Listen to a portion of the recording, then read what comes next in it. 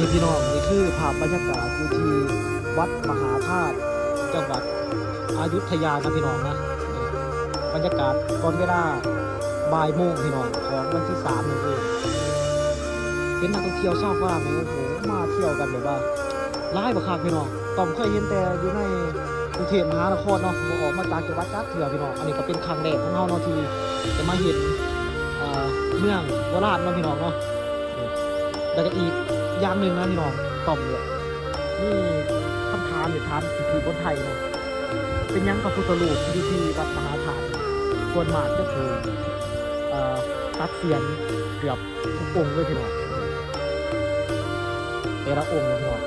ใครที่เคยมาเนาะพี่น้องเนาะอาจจะได้เห็นเนาะพี่น้องแต่ละองค์นี่ถูกแบบว่าตัดเสียนออกหมดพี่น้องใครหูข้อมูลหรือว่า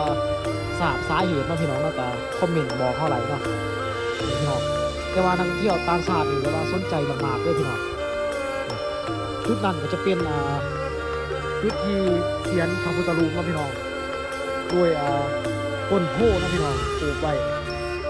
นักท่องเที่ยวต่างชาติเนี่ยโอ้โหต่อคิวถ่ายรูปกันโยกใหญ่เลยพี่น้อง